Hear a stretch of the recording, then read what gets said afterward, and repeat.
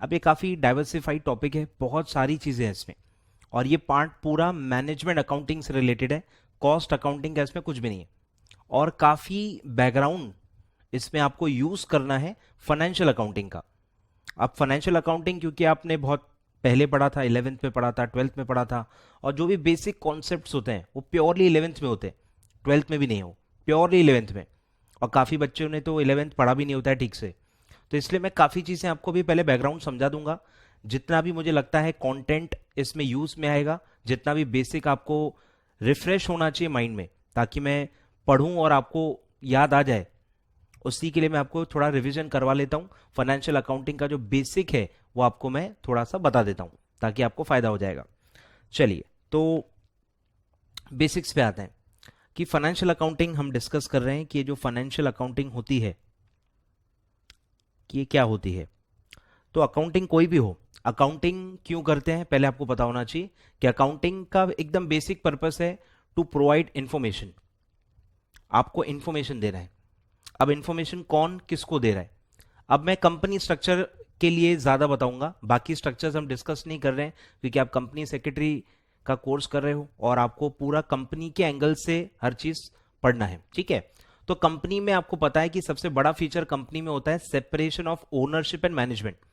Company structure में ownership and management अलग होता है, कि जो ओनर्स हैं वो अलग हैं, जिनको आप क्या बुलाते हो, शेयर होल्डर्स, और जो चलाते हैं उनको आप क्या बोलते हो, बोर्ड ऑफ डायरेक्टर्स। तो दो अलग अलग लोग हैं, बोर्ड ऑफ डायरेक्टर्स, ठीक है। तो ओनरशिप अलग है और मैनेजमेंट अलग है। अब जब आप मैनेजमेंट की जिम्मेदारी किसको दे रहे हो, बोर्ड ऑफ डायरेक्टर्स को, तो उनके ऊपर एक ड्यूटी है, एक फिड्यूशरी ड्यूटी है कि वो रिपोर्टिंग दे उनके ओनर्स को, क्योंकि पैसा किसका लगा हुआ है, शेयर होल्डर्स का, पैसा बोर्ड ऑफ डायरेक्टर्स का है नहीं। तो आप पैसा वो कैसे यूज कर रहे हो, उस पर आप कमा के दे रहे हो कि नहीं, डिसीजन मेकिंग आपकी कैसी है, फंड्स को कैसे आप यूटिलाइज कर रहे हो, इसका हिसाब किताब आपको देना पड़ेगा, ये आपकी ड्यूटी है।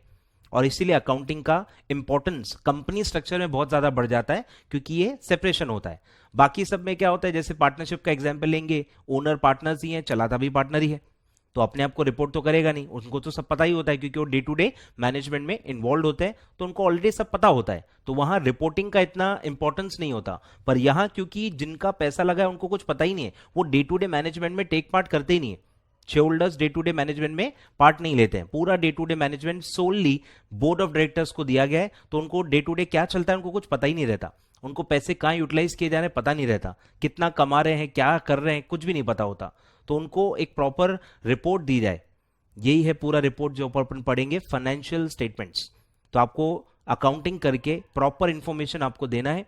तो ये होता है नीड, कि क्यों आप अकाउंटिंग कर रहे हो, क्या आपका मोटिव है। तो मोटिव है टू प्रोवाइड इंफॉर्मेशन।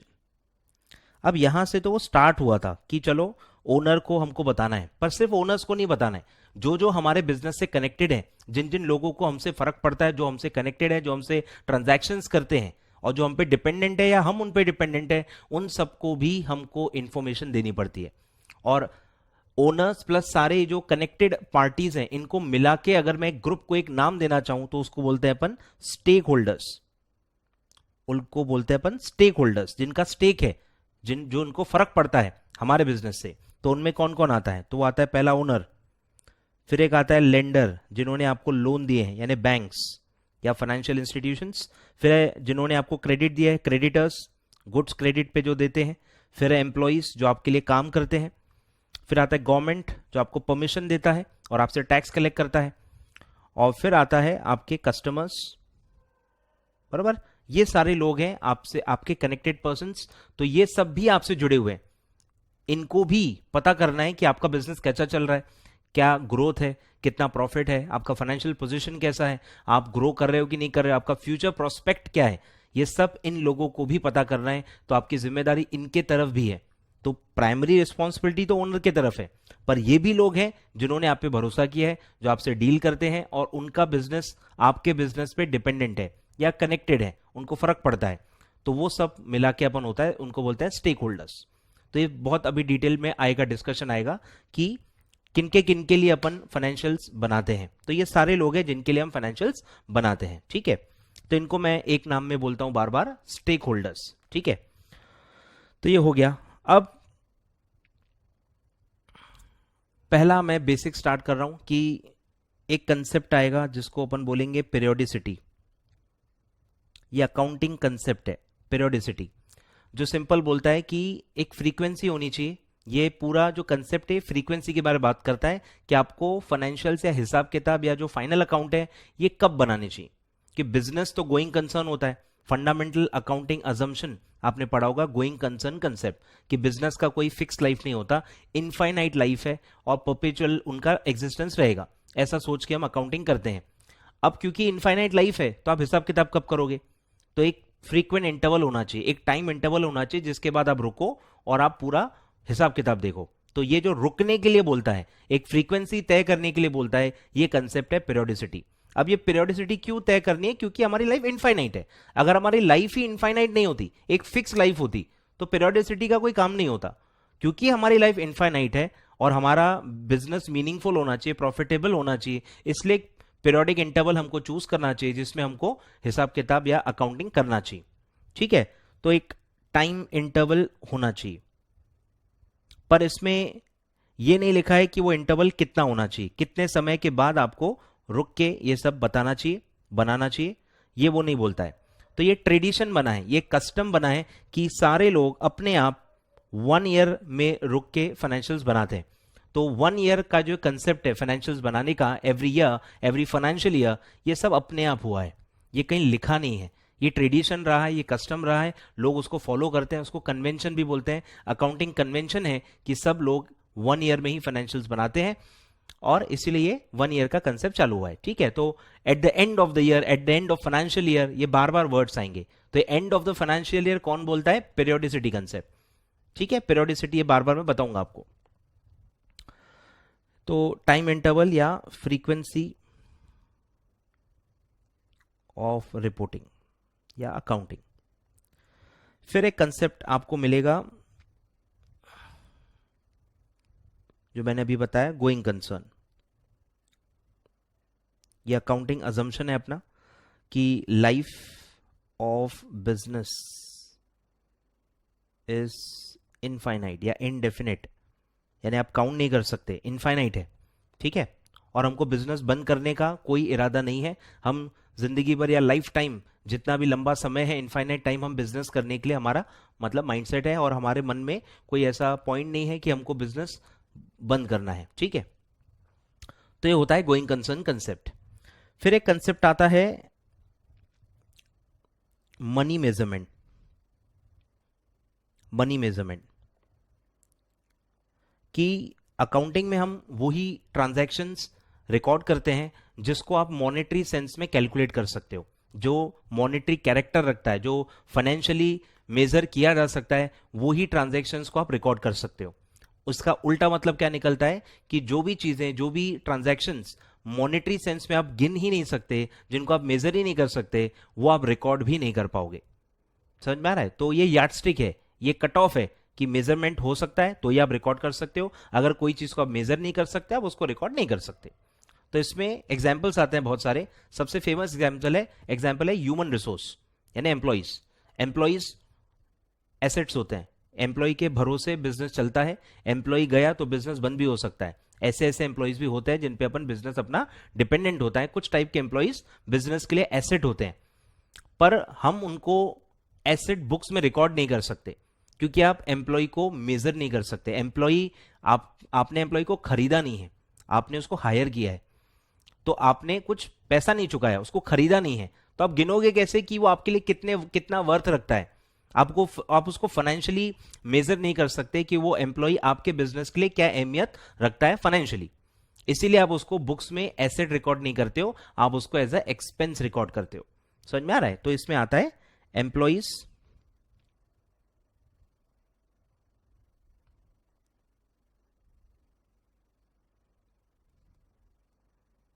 ठीक है, can not be recorded as an asset. आप उसको एसेट रिकॉर्ड नहीं कर पाते हो क्योंकि आप उसका वैल्यू गिन नहीं सकते। गुडविल का भी एक एग्जाम्पल आता है कि अगर आपने अपना नाम खुद बनाया है, आपने सालों लगाए, आपने बहुत मेहनत की, क्वालिटी प्रोडक्ट्स बनाए, क्वालिटी सर्विसेज दी और आपने अपना ब्रांड खुद डेवलप किया है, आपने किसी से ब्रांड खरीदा नहीं है, सेल्फ जनरेटेड गुडविल है आपका, तो आप उसको मेजर ही नहीं कर पाओगे कि गुडविल बनाने में आपको कितने खर्चा लगा, कितना पैसा लगा, क्या आपने किया, ये आप आइडेंटिफाई नहीं कर सकते, आप देख ही नहीं सकते, आपको पता भी नहीं चलता कि कैसे आपकी गुडविल बन गई, क्योंकि वो अपने आप बनती है। अपन कोई गुडविल बनाने के लिए सेपरेट एफर्ट्स नहीं करते हैं, सेपरेट एक्सपेंडिचर इनकर नहीं करते हैं, इसीलिए वो भी आप मेजर नहीं कर सकते हो। और इसीलिए एक और एग्जांपल आता है कि internally generated goodwill can not be measured and hence can not be recorded. ठीक है, तो जो बुक्स में आप देखते हो गुडविल, वो कौन सी गुडविल होती है? एक्वायर्ड गुडविल, जो आपने किसी और का ब्रांड खरीदा है पैसे देके। अब पैसे देके आप कोई चीज खरीद रहे हो तो आप तो मेजर कर सकते हो, क्योंकि आपने पैसा दिया है, तो मेजर की जा सकती है और वो फिर रिकॉर्ड कर सकते हैं। लेकिन जो सेल्फ जनरेटेड है, जो खुद आप अपना नाम बनाते हो, जो आपने अपना खुद का ब्रांड डेवलप किया है इतने सालों की मेहनत से, उसका खर्चा कितना लगा ये आप निकाल नहीं सकते। ठीक है, तो ये सबसे बेसिक यार्डस्टिक आता है मनी मेजरमेंट। फिर आएगा एक कंसेप्ट मटेरियलिटी। मटेरियलिटी कि बिजनेस में तो बहुत ट्रांजैक्शंस होते हैं, अलग अलग ट्रांजैक्शंस होते हैं, कुछ छोटे, कुछ मीडियम, कुछ बड़े।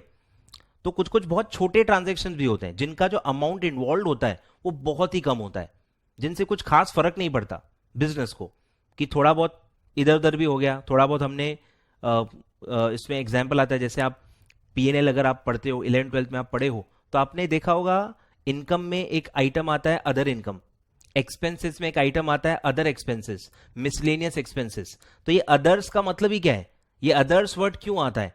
यानी हमको उसके नाम से कोई फर्क नहीं पड़ता, क्योंकि उनका अमाउंट ही इतना छोटा है कि हम वो छोटे छोटे आइटम्स को क्लब करके एक ही नाम से दिखाते हैं, अदर्स या मिसलेनियस। तो यही मटेरियलिटी कंसेप्ट का एप्लीकेशन है कि नाम अहमियत नहीं रखता, बिकॉज उनका सबका अमाउंट मिला के अमाउंट बहुत छोटा है और हमको उससे कोई खास फर्क पड़ता नहीं है। पर रिकॉर्ड तो सब करना है, ऐसा नहीं कि रिकॉर्ड ही नहीं करना है, रिकॉर्ड करो, आप उसको सेपरेटली मत बताओ, आप उसको मिक्स कर लो, अदर्स की कैटेगरी में बता दो, ऑफिस एक्सपेंसेस में आप ऐड कर दो, तो आप उसका नाम भले सेपरेटली मत बताओ तो भी कोई फर्क नहीं पड़ता। तो जब आपको फर्क नहीं पड़ता मतलब वो आपके लिए मटेरियल नहीं है, और अगर आपको फर्क पड़ता है, आपके डिसीजन बदल सकते हैं, तो फिर वो आइटम मटेरियल है, वो ट्रांजैक्शन मटेरियल है। और अगर कोई चीज मटेरियल है तो उसको आपको सेपरेटली बताना पड़ता है। तो मटेरियलिटी कंसेप्ट क्या बोलता है कि मटेरियल आइटम्स को आप सेपरेटली बताओ on the face of PNL and balance sheet. ठीक है, तो material items should be separately shown. तो इसका मतलब क्या है? उल्टा, कि अगर कोई आइटम मटेरियल नहीं है तो आप उनको सेपरेटली नहीं भी दिखाओगे तो भी चल जाएगा, तो भी आपने कोई कंसेप्ट वायोलेट नहीं किया है ऐसा माना जाएगा। ठीक है, अब पता कैसे चलेगा कि वो आइटम मटेरियल है? आपको फर्क पड़ता है कि नहीं पड़ता है? तो इसका कोई यार्डस्टिक दिया नहीं है, इसका कोई अमाउंट नहीं दिया है कि ये अमाउंट है भाई, इसके नीचे आपको फर्क नहीं पड़ता, इसके अमाउंट, इस अमाउंट से ज्यादा रहा तो आपको फर्क पड़ता है। ऐसा कोई अमाउंट कहीं प्रिस्क्राइब नहीं है, ये आपको खुद जज करना है जो आपका लेवल ऑफ बिजनेस है। क्योंकि देखो लेवल्स बहुत अलग अलग है, मेरा बिजनेस बहुत छोटा है, मुझे 5,000 से भी फर्क पड़ जाता है, पर अगर आप रिलायंस कंपनी के लिए आप देखोगे, रिलायंस इंडस्ट्रीज के लिए 5,000 सोचोगे तो कुछ भी नहीं है, इवन उनके लिए 5 करोड़ भी कुछ नहीं। तो ये एक सब्जेक्टिव टर्म है और अलग अलग पर्संस के लिए अलग अलग अमाउंट निकलता है, इसीलिए ये आप पे छोड़ा गया है। आप डिसाइड करो आपके बिजनेस के लिए क्या अमाउंट मटेरियल है और क्या अमाउंट के नीचे आपको कोई फर्क नहीं पड़ता। ठीक है, तो ये कंसेप्ट है मटेरियलिटी। फिर एक आता है कंपैरेबिलिटी। ये काफी इंपॉर्टेंट कंसेप्ट है कि बिजनेस में आप जो भी फाइनेंशियल्स बना रहे हो वो कोई काम के नहीं है अगर आप उसको किसी दूसरे कंपनी से कंपेयर ना कर पाओ। क्योंकि देखो डिसीजंस या जो भी आपको इंटरप्रिटेशंस या जो एनालिसिस करना है वो तो कंपेयर करके ही होता है। आप भी जब अपने मार्क्स देखते हो खुश हो जाते हो, पर सबसे पहले आपको क्या जानना होता है कि आपके दोस्त को, आपके फ्रेंड को कितने मार्क्स मिले। तो ये हमेशा एक बहुत नेचुरल टेंडेंसी है हर बिजनेस में। अगर मैं कुछ कमा रहा हूं तो मुझे पता करना होता है कि बाकी लोग कितना कमा रहे हैं, और फिर उससे मुझे एक जजमेंट आता है कि मैं उनसे बेटर हूं या नहीं हूं, मैंने अच्छा परफॉर्म किया है या नहीं किया है। तो ये कंपेरेबिलिटी का जो एक फीचर है, ये जो क्वालिटी है, ये फाइनेंशियल्स में होना चाहिए। आपके फाइनेंशियल ऐसे होने चाहिए कि वो आप आसानी से दूसरे कंपनी के फाइनेंशियल से कंपेयर कर पाओ। ठीक है, तो कंपेरेबिलिटी का फीचर आपके फाइनेंशियल में होना चाहिए। तो तो ये फीचर है, ये क्वालिटी है। दो टाइप के कंपैरिजंस होते हैं, वो मैं आपको बता देता हूं। एक होता है इंटरफर्म, इंटरफर्म यानी रिलायंस को आप कंपेयर कर रहे हो टाटा से, दो अलग अलग कंपनीज हैं उनको आप कंपेयर कर रहे हो, तो वो है interfirm, one firm to another firm. और फिर है एक होता है इंट्रा फर्म, यानी आप अपने आप को अपने आप से कंपेयर कर रहे हो लेकिन आप अलग अलग ईयर्स को कंपेयर कर रहे हो।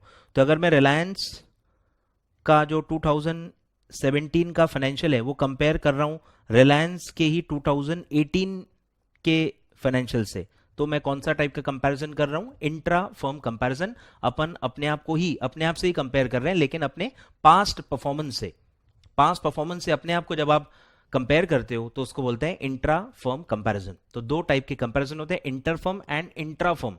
ठीक है, तो ये भी एक क्वालिटी होना चाहिए, कंपेरेबिलिटी होना चाहिए, नहीं तो आप डिसीजन कैसे लोगे? ये कंपेरेबिलिटी जो फीचर है ये बहुत ज्यादा कनेक्टेड है डिसीजन से, कि जब तक आप कंपेयर नहीं कर पाओ, जब तक आपको एक जजमेंट ना आए कि परफॉर्मेंस कैसा है, अच्छा है बुरा है, आप डिसीजन नहीं लेते हो।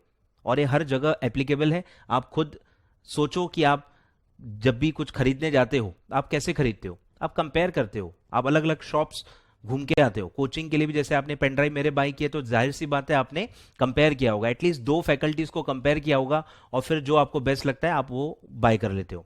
तो कंपैरिजन ह्यूमन नेचर है और ये हर जगह होता है और ये बहुत अच्छी बात है, ये अच्छी बात है, पॉजिटिव बात है कि आप कंपेयर करके ले रहे हो, तो वो एक थोड़ा सा फुल प्रूफ हो जाता है, गलती होने के चांसेस कम हो जाते हैं।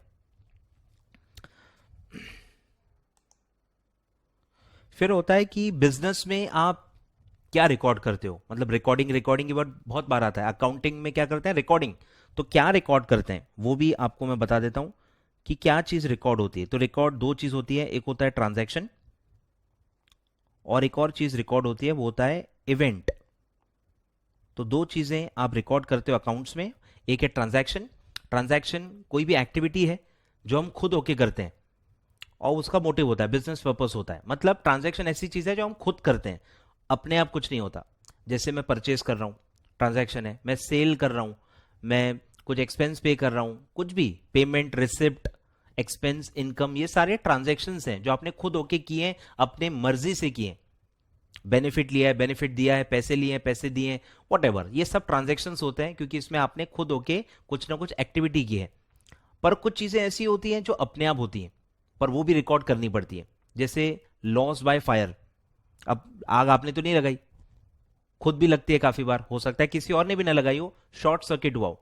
अर्थक्वेक्स, रेन, और वो अभी जैसे स्नो बहुत हो रहा है, स्नोफॉल हो रहा है, तो उससे जो नुकसान होता है वो भी लॉस के रूप में आपको रिकॉर्ड करना पड़ता है। इसलिए आप अकाउंटिंग में आइटम्स देखते हो, loss by fire, loss by theft, loss by earthquake, तो ये सब भी लॉस होते हैं। तो ये ट्रांजेक्शन थोड़ी हैं, ये हमने थोड़ी किए हैं, ये खुद होते हैं बिकॉज ऑफ नेचुरल कैलेमिटीज, पर इनसे हमको फर्क पड़ता है, हमारे बिजनेस में लॉस होता है, इसलिए हमको इनको भी रिकॉर्ड करना पड़ता है। तो कुछ रिकॉर्डिंग ऐसी भी होती है जो ट्रांजैक्शंस नहीं होते, जिसमें जिसमें हमारा कोई लेना देना नहीं है, हमने मतलब खुद होके नहीं किया है, पर हमको फाइनेंशियली उससे हम अफेक्ट हो जाते हैं, हमको प्रॉफिट या लॉस होता है, इसीलिए हमको उसको भी रिकॉर्ड करना पड़ता है। ठीक है, तो कुछ इवेंट्स आते हैं जो मैंने आपको एग्जांपल दिया, loss by fire, loss by earthquake, या जितने भी नेचुरल कैलेमिटीज होंगे, या लॉस बाय थेफ्ट। ठीक है, तो ये सब आते हैं इवेंट्स में। तो ट्रांजैक्शंस एंड इवेंट्स, ये बार बार मैं वर्ड्स आपको मतलब बोलते जाऊंगा। तो ट्रांजैक्शंस आपको समझना है कि जो हम खुद होके करते हैं, बिजनेस मोटिव या प्रॉफिट कमाने के मोटिव से जो करते हैं वो होता है ट्रांजैक्शन। और कुछ इवेंट्स अपने आप होते हैं जो हमारे बियॉन्ड कंट्रोल होते हैं, पर उनसे हम अफेक्ट हो जाते हैं और इसलिए हमको वो रिकॉर्ड करने पड़ते हैं। अब कुछ इवेंट्स ऐसे भी होते हैं जिनसे आप अफेक्ट ही नहीं होते हो, इवेंट है वो, पर आप फाइनेंशियली अफेक्ट नहीं होते, तो आप रिकॉर्ड नहीं करते हो। जैसे अर्थक्वेक आया पर आपके बिजनेस को अफेक्ट नहीं किया उसने, कोई और एरिया में आया, कोई दूसरे सिटी में आया, तो अर्थक्वेक तो आया ना, इवेंट तो है, पर आपको उससे फाइनेंशियली फर्क नहीं पड़ा। चोरी हुई लेकिन चोर मिल गया और पूरा सामान वापस आपको मिल गया, तो चोरी तो हुई, इवेंट तो हुआ ना, पर आपको फाइनेंशियली लॉस नहीं हुआ क्योंकि चोर पकड़ा गया और आपको पूरा सामान वापस मिल गया, तो आप उसको रिकॉर्ड ही नहीं करोगे। तो ऐसी चीजें होती हैं। तो हर इवेंट को रिकॉर्ड नहीं करते, जिनसे फाइनेंशियली फर्क पड़ता है उन्हीं इवेंट्स को रिकॉर्ड किया जाता है। बट ट्रांजैक्शन में क्या होता है, ट्रांजैक्शन तो आप खुद होके कर रहे हो, हम सोच समझ के करते हैं, बिजनेस के दौरान करते हैं, तो उससे तो हमको फर्क पड़ना ही है। ऐसा एक भी ट्रांजैक्शन नहीं जिनसे आपको फर्क ही ना पड़े, तो ट्रांजैक्शन तो सब रिकॉर्ड होते हैं, पर इवेंट्स में आपको ये देखना पड़ता है कि आपको फाइनेंशियली फर्क पड़ रहा है तो आप रिकॉर्ड करो, अगर आपको फाइनेंशियली फर्क नहीं पड़ रहा है तो आपको वो रिकॉर्ड नहीं करना है। ठीक है,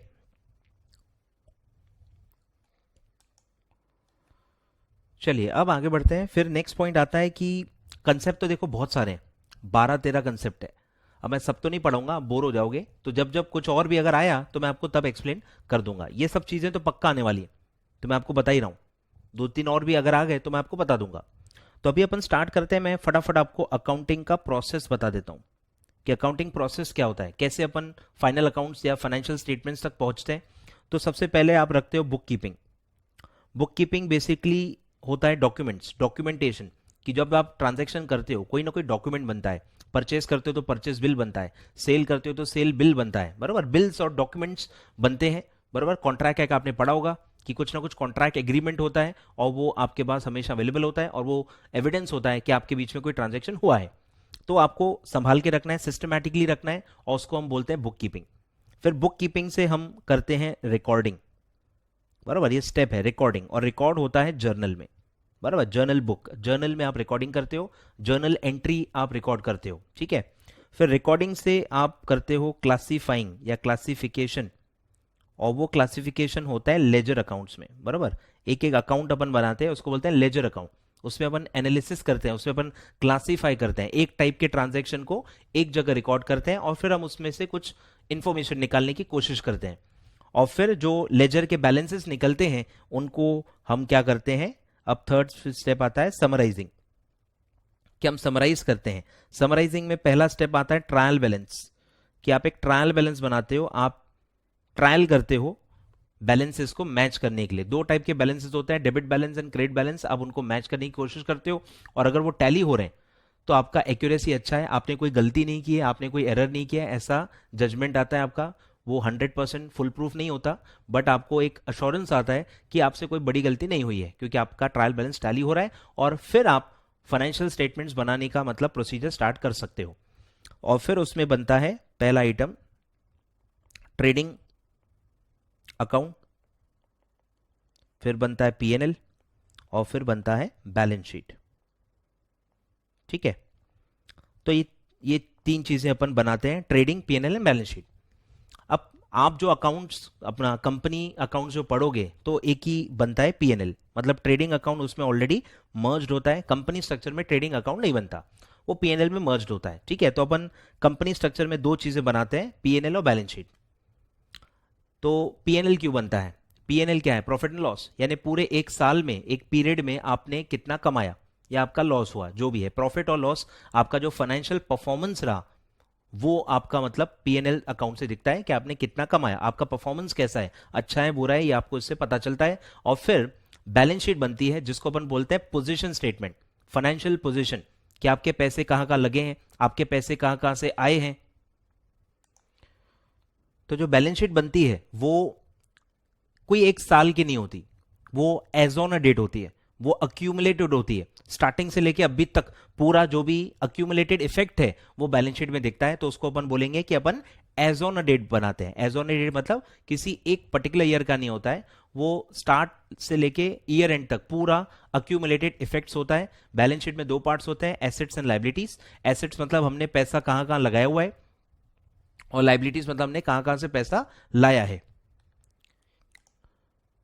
ठीक है, तो दो चीजें हैं, एक है परफॉर्मेंस, कि अपना आपका बिजनेस का परफॉर्मेंस कैसा रहा, और एक है फाइनेंशियल पोजीशन, कि आपका फाइनेंशियल पोजीशन कितना स्ट्रांग है, ये पता चलता है। आपका बिजनेस कितना रिलायबल है, बाकी लोग आप पे कितना भरोसा कर सकते हैं, ये बैलेंस शीट से पता चलता है। आपकी स्ट्रेंथ कितनी आप वो पता चलता है। तो ये दो चीजें बेसिकली बनती हैं। ठीक है, और इन्हीं को अपन बोलते हैं फाइनेंशियल स्टेटमेंट। अब टेक्निकल डेफिनेशन अलग है, वो अपन पूरा पढ़ेंगे, पर ब्रॉडली दो बेसिक चीजें आती हैं, पीएनएल और बैलेंस शीट। ठीक है, तो इससे आप एक बिजनेस को जज करते हो, पीएनएल और बैलेंस शीट से आप जज करते हो कि उनका परफॉर्मेंस और पोजीशन कैसा है, और आपको उनसे ट्रांजैक्शंस करने चाहिए कि नहीं करने चाहिए। फिर आगे बढ़ते हैं। तो ये पूरा आपको मैंने बेसिक बता दिया, काफी चीजें और हैं, कभी वो खत्म नहीं होंगी, बहुत सारा बेसिक है, पर इतना भी मुझे लगता है काफी है। अब अपन स्टार्ट करते हैं, चैप्टर स्टार्ट करते हैं पढ़ना। चलिए आ जाइए chapter 12 analysis and interpretation of financial statement. अब ये जो स्टेप है एनालिसिस एंड इंटरप्रिटेशन, ये आपका समराइजिंग स्टेप के का नेक्स्ट स्टेप है। जो मैंने अभी आपको यहां बताया, ये जो है समराइजिंग, इसके बाद ही स्टेप आता है एनालिसिस एंड इंटरप्रिटेशन। ठीक है, तो 12 तक आप जो पढ़ते हो वो यहां तक है समराइजिंग, और जो आप सेकेंड ईयर से आप यहां पढ़ोगे वो सब एनालिसिस एंड इंटरप्रिटेशन वाला स्टेप अपन पढ़ रहे हैं। तो ये एडवांस्ड और आगे का स्टेप है। ठीक है, तो यहां तक आपने यानी पीएनएल बैलेंस शीट बना लिया होगा, और उसको उस स्टेटमेंट्स से अपन अभी एनालिसिस करने वाले हैं। ठीक है, तो analysis and interpretation of financial statement. तो पहला ही पार्ट है फाइनेंशियल स्टेटमेंट, कि फाइनेंशियल स्टेटमेंट क्या है, क्यों बनाते हैं, कौन बनाता है, किसको देते हैं, कौन पढ़ता है, क्या उससे डिसीजन लेता है, क्या हेल्प होती है। तो पूरा फाइनेंशियल स्टेटमेंट्स के बारे में अपन पढ़ेंगे कि कंपनी फाइनेंशियल स्टेटमेंट कैसे बनाती है। तो financial statements are as used in corporate business houses refers to a set of reports. तो रिपोर्ट्स का मतलब यही है जो मैंने आपको बताया, पीएनएल, बैलेंस शीट, और एक अभी अपन पढ़ेंगे कैश फ्लो स्टेटमेंट। सुना होगा आपने कैश फ्लो स्टेटमेंट। और एक आता है जो कंपनी लॉ में आपने पढ़ा होगा, statement of changes in equity. तो ऐसी चार चीजें को मिला के अपन बोलते हैं फाइनेंशियल स्टेटमेंट्स। ये टेक्निकल डेफिनेशन है कंपनी लॉ का। तो वो है set of reports and schedules which an accountant prepares at the end of the period of time for a business enterprise. अब ये एंड को ही क्यों बनाते हैं, तो मैंने आपको बताया था पीरियोडिसिटी कंसेप्ट के जैसे। तो पीरियोडिसिटी कंसेप्ट की वजह से हम एंड ऑफ द ईयर में फाइनेंशियल स्टेटमेंट्स बनाते हैं। ठीक है, तो जो भी आप रिपोर्ट्स बनाते हो एट द एंड, उनको पूरे बंच को अपन क्या बुलाते हैं, financial statements. The financial statements are the means with the help of which accounting system performs its main functions of providing summarized information। ठीक है, तो मेन फंक्शन मैंने आपको बताया था कि अकाउंटिंग करते ही क्यों है, इंफॉर्मेशन प्रोवाइड करने के लिए, ताकि जितने भी स्टेक होल्डर्स हैं वो अपना अपना डिसीजन बराबर ले पाए। तो main function of providing summarised information about the financial affairs of the business. ठीक है, फाइनेंशियल अफेयर मतलब financial performance and financial position, यानी पीएनएल और balance sheet.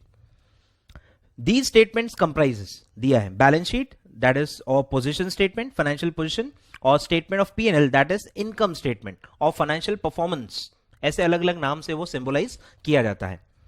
Of course, to give a full view of the financial affairs of the undertaking, in addition to the above, business may also prepare a statement of retained earnings। जो मैंने आपको ये चौथा statement बताया, statement of changes in equity, इसी को बोला गया है statement of retained earnings and a cash flow statement. ठीक है, तो ये वैसे भी बनाया जाता है कंपनी लॉ के हिसाब से।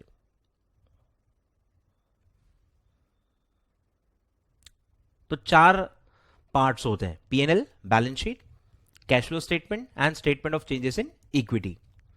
फिर in India every company has to present this financial statements in the form and contents as prescribe under section 2 clause 2, section 129, 133 of companies act 2013। मतलब बेसिकली मैं बताता हूं क्या क्या। तो आपका जो फॉर्मेट होता है वो आपको पता है कि वो schedule 3 to companies act, schedule 3 में वो दिया हुआ है, प्रॉपर फॉर्मेट दिया है पीएनएल और बैलेंस शीट का, उसमें सारे डिस्क्लोजर रिक्वायरमेंट्स भी दिए हैं। और दूसरी चीज जो आपको फॉलो करनी पड़ती है वो है अकाउंटिंग स्टैंडर्ड्स, जो सेक्शन 133 लिखा है। तो 133 में बेसिकली अकाउंटिंग स्टैंडर्ड्स प्रिस्क्राइब्ड है, जो हर कंपनी को फाइनेंशियल स्टेटमेंट के वक्त बनाने के लिए आपको यूज करने हैं। बराबर, अकाउंटिंग स्टैंडर्ड्स 133 में वो प्रिस्क्राइब किए गए, नोटिफाई किए गए। तो बेसिकली इनकी बात हो रही है, शेड्यूल 3 और एएस फॉलो करके आपको नॉर्मली हर कंपनी को फाइनेंशियल स्टेटमेंट बनाने होते हैं। The significance of these statements are, number 1, balance sheet और position statement. Balance sheet is a statement, अब नाम में ही है कि ये कोई अकाउंट नहीं है। पीएनएल नॉर्मली एक अकाउंट होता है, लेजर्स क्या होते हैं, अकाउंट्स होते हैं। तो ये अकाउंट नहीं है, ये एक स्टेटमेंट है। तो balance sheet is a statement showing the nature and amount of companies assets. बरोबर, मैंने बताया था assets on one side and that of liabilities and capital on the other side। तो वो statement of assets and liabilities है, statement of assets and liabilities। In other words, the balance sheet shows the financial position on a particular date। मैंने बताया ये as on a date होता है, भाई उस दिन पे आपके कितने assets हैं और उस दिन पे आपके कितने liabilities हैं, accumulated होते हैं। वो एक दिन का बैलेंस होता है, साल भर का कोई accumulated amount नहीं है। वो on a particular day, that is 31 March, normally 31 मार्च पे आपका जो बैलेंस है, एक एक अकाउंट में जो बैलेंस है, लेन देन है, वो सब उसमें दिखता है। तो एक पर्टिकुलर डे पे होता है। तो पर्टिकुलर डे नॉर्मली क्या होता है, 31 मार्च every year.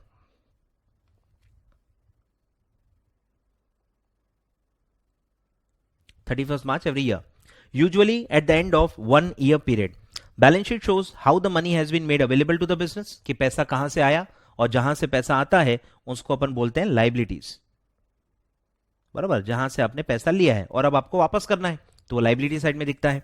And how the money is employed in the business, जहां पैसा लगाते हो तो आप पैसा कहां लगाते हो, एसेट्स, बराबर। दो टाइप के एसेट्स होते हैं आपको पता है, fixed assets and current assets, तो आप वहां पैसा इन्वेस्ट करते हो। तो बैलेंस शीट से आपको पता चलता है पैसा कहां कहां से आया है और पैसा अब कहां कहां लगा हुआ है, इन्वेस्टेड है।